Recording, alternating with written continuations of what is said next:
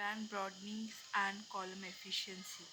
The efficiency of chromatographic column is affected by the amount of band broadening that occur as a compound passes through the columns. Chromatographic columns का efficiency effect होता है amount of band broadening की वजह से। ये तभी होता है जब compound column से pass हो जाता है। Before defining column efficiency is more quantitative terms, let us examine the reason that band become broader as they move down a column. तो column efficiency को जानने से पहले quantitative term के ऊपर बेस्ड कॉलम एफिशिएंसी को जानने से पहले हमें ये रीज़न जानना ज़रूरी है कि बैंड आखिर ब्रॉड होता क्यों है जब भी वे कंपाउंड कॉलम के नीचे से होकर जाता है। The rate theory of chromatography का rate theory. The rate theory of chromatography describe the shape and breadth of elution band in quantitative terms based on a random walk mechanism for the migration of molecule through a column। तो chromatography का rate theory describe करता है evolution band का shape और breath को quantitative terms में base होता है मॉलिक्यूल का माइग्रेशन के लिए रैंडम वॉक मैकेनिज्म कॉलम्स के through. A detailed discussion of the rate theory is beyond the scope of this text। तो इसका डिटेल डिस्कशन जो है रेट थ्योरी का वो इस टेक्स्ट से भी परे है। We can however give a qualitative picture of why band broadens and what variable improve column efficiency। लेकिन बैंड ब्रॉडनिंग क्यों होता है इसका क्वालिटेटिव पिक्चर्स दे सकते हैं और क्या क्या प्रॉपर्टीज़ यूज़ कर सकते हैं कॉलम एफिशिएंसी के लिए। If you examine the chromatogram shown in this and next chapter, you will see the illusion peak look very much like the Gaussian or normal error curves। जब आप क्रोमेटोग्राम्स को देखेंगे और नेक्स्ट चैप्टर में देखेंगे तो आपको पता चलेगा कि इल्यूजन पीक जो है वो कुछ हद तक गॉसियंस या फिर नॉर्मल एरर कर्व्स के जैसा दिखता है। Note the selectivity factor for two analytes in a column provide a measure of how well the column will separate the two। selectivity factor जो रहता है दोनों सल्यूट के लिए दोनों एनालाइट सल्यूट्स के लिए जो कॉलम में रहता है क्या प्रोवाइड करता है कि कॉलम जो है कितने अच्छे से दो सल्यूट को सेपरेट कर सकता है। Selectivity factor alpha for solutes A and B is defined as ratio of the distribution constant of the most strongly retained solutes B to the distribution constant for the less strongly held solutes A। तो solutes A और solute B का जो selectivity factor alpha जो है उसको define करेंगे तो distribution constant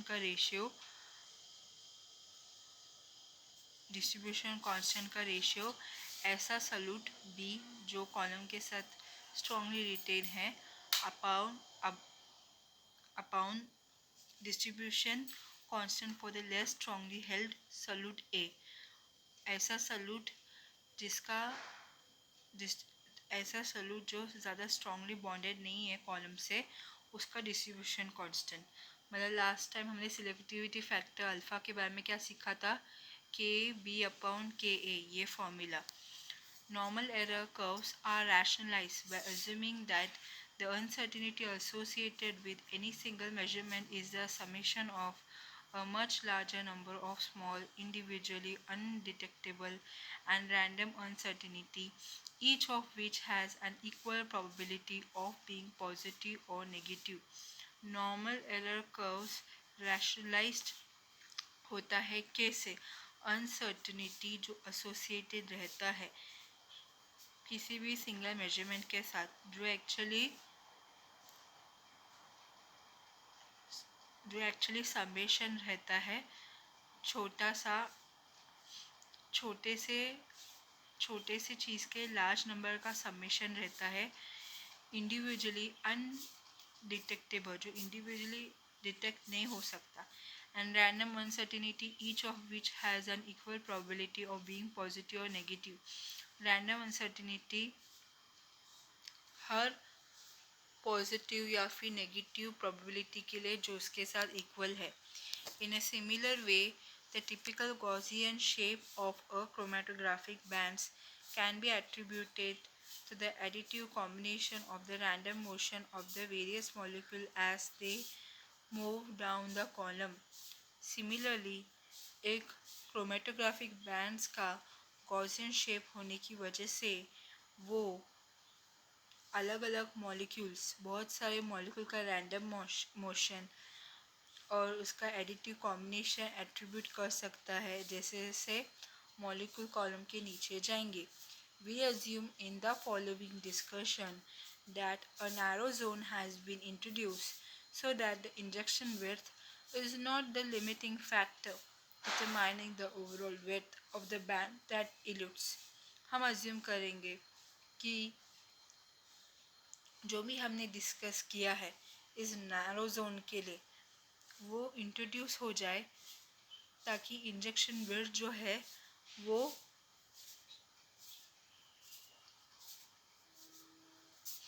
limiting factor ना बन जाए और डिटरमाइन कर सके बैंड का ओवरऑल विड्थ को जो इल्यूट होता है.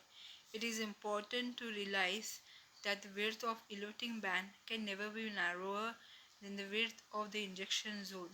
ये इम्पॉर्टेंट है, इसे जानना ज़रूरी है कि eluting band का width जो है वो कभी भी नैरो नहीं हो सकता है इंजेक्शन जोन के width से. It is instructive to consider a single solute molecules as it undergoes many thousands of transfer between the stationary and the mobile phase during illusion. तो ये इंस्ट्रक्टिव है, इसे कंसिडर करना चाहिए कि सिंगल सॉल्यूट मॉलिक्यूल जो हज़ारों हज़ारों ट्रांसफ़र में चला जाता है स्टेशनरी से ट्रांसफ़र हो 1000 टाइम ट्रांसफ़र होता है स्टेशनरी से लेकर मोबाइल फेस तक इल्यूजन के टाइम में. Residence time in either phase is highly irregular. Residence time जो रहता है वो हाईली इरेगुलर है.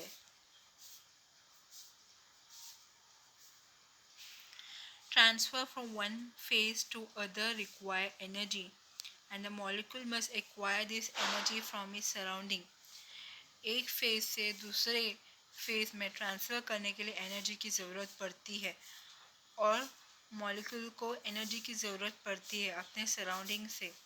Thus, the residence time in a given phase may be transitories after some transfers and relatively long after others. तो वो जो residence time रहता है गिवन फेज में वो ट्रांजिस्टरी रहता है कुछ ट्रांसफ़र के बाद और काफ़ी लंबा रहता है एक दूसरे से. Recall the movement down the column can occur only when the molecule is in the mobile phase. तो ये जो मूवमेंट जो है कॉलम के नीचे से तभी होता है जब मॉलिक्यूल मोबाइल फेस में होता है.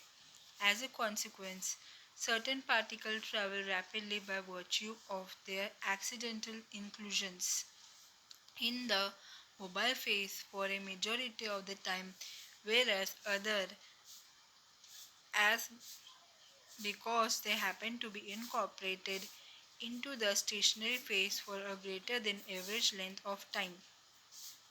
So जो consequence है कुछ पार्टिकल जो ट्रैवल होता है रैपिडली एक्सीडेंटल इंक्लूजन रहता है क्वालिटी में मोबाइल फेस में.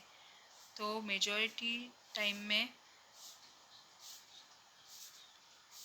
क्या हो तो मेजॉरिटी टाइम में ऐसा क्यों होता है क्योंकि जब भी सल्यूट स्टेशनरी फेज से होता है तो उसका एवरेज लेंथ ऑफ टाइम ज़्यादा होता है स्टेशनरी फेज में. The result of the random individual process is symmetrical spread of velocities around the mean values which represent the behavior of the average analyte molecule. तो random individual process का result symmetrical रहता है, velocity mean value जो represent करता है analyte molecule के average को. Some chromatographic peaks are non ideal and exhibit tailing और फ्रंटिंग. कुछ क्रोमेटोग्राफिक पीक्स जो है वो नॉन आइडियल होते हैं क्योंकि वो टेलिंग या फिर फ्रंटिंग दिखाता है. In the former case, the tail of the peak appearing to the right on the chromatogram is drawn out while the front is steepened. तो पहले के केस में जो पीक का जो टेल था राइट साइड पे था क्रोमेटोग्राम के, ठीक है, और जो फ्रंट वाला था वो स्टीपन था. With fronting the reverse is the case. लेकिन जो फ्रंटिंग रहता है वो टेलिंग से ज़्यादा उल्टा रहता है. A common cause of telling and fronting is a distribution constant that varies with concentration. तो क्रोमेटोग्राम में जो एरर आते हैं जैसे कि टेलिंग और फ्रंटिंग, ये क्यों ऐसा होता है? क्योंकि सॉल्यूट का कॉन्सेंट्रेशन में डिस्ट्रीब्यूशन कांस्टेंट का फ़र्क पड़ता है, इसीलिए. Fronting also varies fronting also arise when the amount of sample introduced onto a column is too large. अगर सैम्पल को अगर इंजेक्ट करेंगे कॉलम में और अगर सैम्पल का अमाउंट ज़्यादा डाला तो फ्रंटिंग होने का बहुत चांसेस है. Distortion of this kind are undesirable because they lead to poorer separation and less reproductive illusion time. तो डिस्टॉर्शन जो है इस तरीके का वो अनडिज़ायरेबल है, मतलब ऐसा डिस्टॉर्शन होना नहीं चाहिए. क्योंकि क्या होगा, जो क्रोमेटोग्राम निकलेगा वो अच्छा क्वालिटी का नहीं होगा क्योंकि सॉल्यूट जो है वो अच्छे से सेपरेट नहीं हो पाया. तो सेपरेशन बहुत पुअर था और इल्यूजन टाइम भी जो है वो कम रिप्रोडक्टिव है, मतलब ज़्यादा इल्यूजन टाइम लगता है सॉल्यूट्स को सेपरेट होने के लिए. तो ज़्यादा अमाउंट में सैम्पल को इंजेक्ट नहीं करना चाहिए कॉलम में, नहीं तो फ्रंटिंग का एरर होने का चांस है क्रोमेटोग्राम में और फिर उसका सॉल्यूट्स को स्टडी करना बहुत मुश्किल है. In discussion tailing and fronting are assumed to be minimal. तो टेलिंग और फ्रंटिंग जो है उसको मिनिमाइज़ कर सकते हैं, मतलब क्रोमेटोग्राम में जो एरर जो है उसको कम से कम रख सकते हैं.